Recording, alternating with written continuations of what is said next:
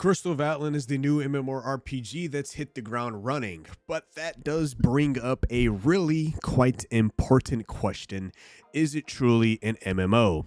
Now, honestly, it is a tough call for me, right? In some moments, Crystal of Atlan generally feels like an MMO with that sense of community and progression, but then in other moments, it's just doesn't. But Crystal of Atlan is an anime action MMO that was originally supposed to be published by ByteDance's NuVerse, and yes, ByteDance, the same company that owns TikTok, the dreaded, TikTok and Marvel Snap, thanks to us over here in the States, we almost didn't have these TikTok and Marvel Snap, and possibly even Crystal of Atlan, but now the rights have been moved over to a new publisher by the name of Skydance. So in today's video, I actually just want to talk about some of the core issues that might turn players away from this game, especially if you're looking for that traditional MMO experience. So right off the bat, I do want to address the elephant in the room. Is Crystal of Atlan is not a traditional MMO. When you think of massive online worlds like World of Warcraft or even Final Fantasy XIV, you picture these huge, massive open maps, multiple zones, thousands upon thousands of players all on one singular map. The exploration is seamless. You can literally have an outright you can just explore these worlds to the end of time with content upon content. But Crystal of Atlan is different. This is more of an instance-based MMO. Now, for some of you who are looking at me like, what the hell is an instance-based MMO? Think of MMOs out there like Critical Reboot, Closers, Soul Worker Online.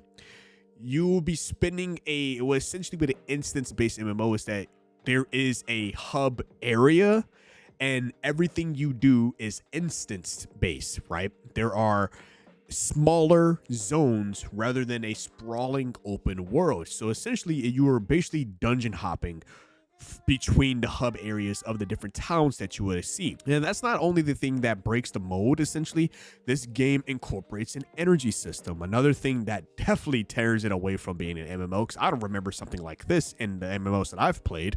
But every mission you want to do requires energy to do said mission.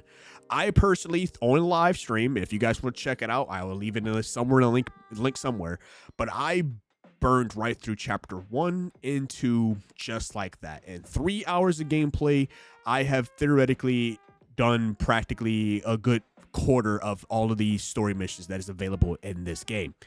Then I hit the wall. On stream, I was just like, why can't I do another mission? And I'm being prompted with I ran out of energy, which completely halted my entire story progression.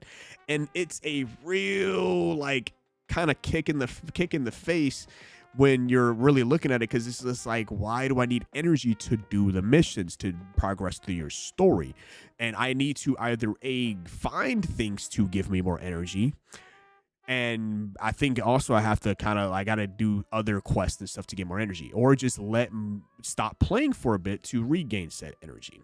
And another thing that stopped playing is locking the story missions behind a timed wall, or whatever you want to call it. So I actually experienced this specific thing while on my stream, which was quite frustrating, and kind of what stopped my stream ahead of time was that you're ready to continue the narrative of the story. Like, it's picking up a little bit, it's understanding. I like chapter 1, I like chapter 2. Like, each chapter has some form of a theme going on with it, and then all of a sudden you're forced to wait. Now, a game that reminded me of that was, I believe, was Tower of Fantasy 1.0. Like, they told me I had to wait 8 hours before I can continue doing the story mission. And I'm like, I'm level 32, I could do anything, but I'm like, I wanted to play more of the story before I hopped onto the other content. So that is another thing that I feel like this is very an untraditional MMO experience. And for those of you who love character customization, which is another huge MMO thing, you might be quite disappointed to hear that character genders are locked behind a class-based system. So you cannot pick a male or female for these specific classes. Now, yes, you can express your character self through once you get further in the game, once you meet the merchant that allows you to change your character. But other than that, you are stuck with whatever class you chose with that given character. So you don't really get to do a full-blown customization like you do in most MMOs. So it's kind of, I know that could probably turn some people off. I know some people probably won't care too much, but for all of those who are like my MMO hardcore fans, this may piss you off. It actually turned a lot of people off away from it. Now, of course, the other thing about this game is the dreaded monetization. Now, there was a huge controversy leading up to this where there's a huge, big assumption among us MMORPG fans that Crystal of Atlan must be a gacha game. And of course, the anime aesthetic, you know, just like many titles out there that comes from, you know, South Korea, China, or even Japan, you can really tell like a lot of people's first immediate thoughts were this is going to be a gacha game. However, NuVerse, now Skydance, have repeatedly stated that this is not a gacha game. They have quite emphasized that while the game features anime style characters, fundamentally it is going to be different from Genshin Impact or any other games like it. They explicitly said, quote, "We do not have gacha mechanics for character or weapon pools." The pre-launch press release even reiterated that there are classes with no character gacha to them, so that you can enjoy all the classes for free. Now, the biggest question is, this is a free-to-play game. You can get this game on PC, mobile, as well as console. So the bigger question is, how do they actually make money? Because anytime you see a free-to-play anything, there's a catch to it at all times. When you look at the game itself, it is very similar to other free-to-play titles with a cash shop, and it's a pretty hefty one at that. Now, this is where it gets a little bit crazy. This is where the gacha word kind of, you know, sneaks its way back, and in a weird sense, because during my 3 hours of playtime, I was just wondering, what is the monetization like? So there is a banner that you can pull from. The pools actually focus on the outfits for the classes. Now, in my 3 hours of playing, I did not get a chance to actually pull for any of the outfits. But from what I've noticed from other players and other discussions that I've gotten into within the official content creator Crystal of Atlan Discord that I'm a part of, that there are outfits with stats on them. Now, for some of you, it's like, oh, that's fine. That's helping us upgrade and stuff like that. But that could spell big trouble for anyone diving into PvP. All it takes is for the dev team to drop a crazy banner, and then boom, the whales take over, and it sucks. Now, overall, playing devil's advocate, this is pretty much like most gacha games. I've played a lot of gacha games on my phone, and I've played a lot of PvP.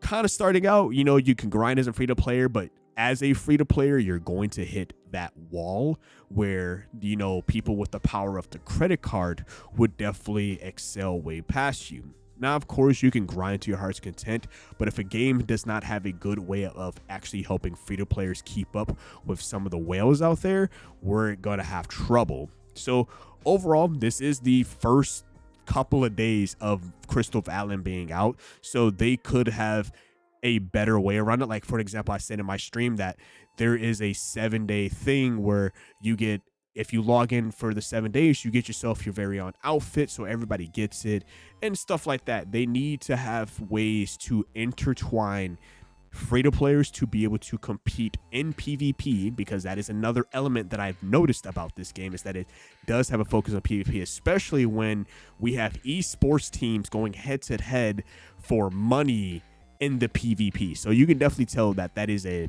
problem. But this takes it away from being an MMO, because when you're playing World of Warcraft, I played plenty of WoW PvP a lot. Like, I was a huge fan of WoW's PvP back in 2004 and even in 2025.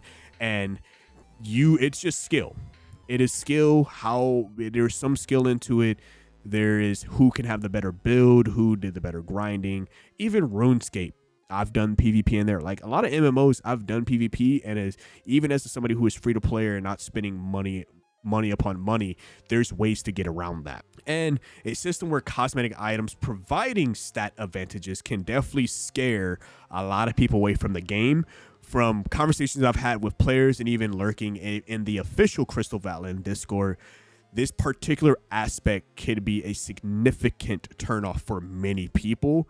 And hopefully it won't turn me off as I get later into the game. Currently right now I'm sitting at level 32, so I just unlocked playing in the arena. So, and it's something I want to really enjoy because I like the setting up the combos, doing all this, and see how I can get my build going. I need everybody to walk away with one thing with this video. So just to wrap it up, in my overall opinion for Crystal of Atlan, this is a fun action RPG, but it is not a fun MMO.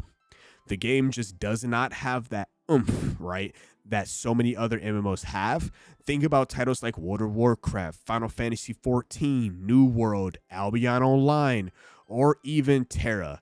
Man, oh man, I miss Terra, man. I really do. That was a great game, and I've played that game for so long. I enjoyed that game.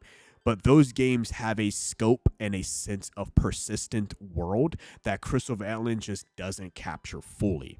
But if you are looking for a new free-to-play action RPG to just get into, then I recommend checking out Crystal of Atlan, and I even recommend checking out my 3-hour live stream just so you can get a general idea of what to expect within the first 3 hours, my first impressions of it. It has solid action combat, the combos are fun, the character models look great. Like, there's a lot of good things I can say about this game. My biggest gripe is if you're yearning for a new MMO to get your hands on, I honestly recommend just not checking it out for that aspect. There are other MMOs that are coming out. We got Ashes of Creation, Chrono Odyssey, and many other MMOs. Or hell, you can even go back to the oldies that we have. Warframe, WoW, Final Fantasy 14. Those will probably give you even Black Desert Online. They will give you better MMO feelings, but not quite Crystal of Atlan. At its core, this is an action RPG with some MMO elements and a significant focus on PvP.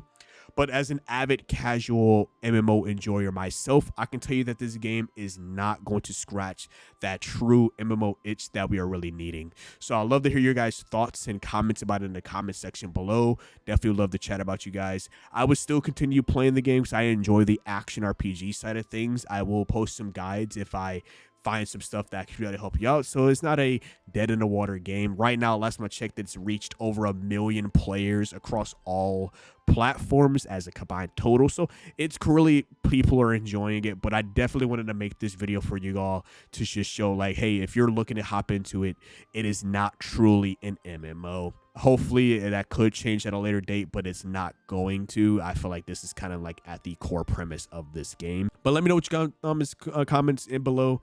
Like the episode, subscribe to the channel for more. As always, I want you guys to stay safe out there. This has been your host, KSD TV, signing out. Peace.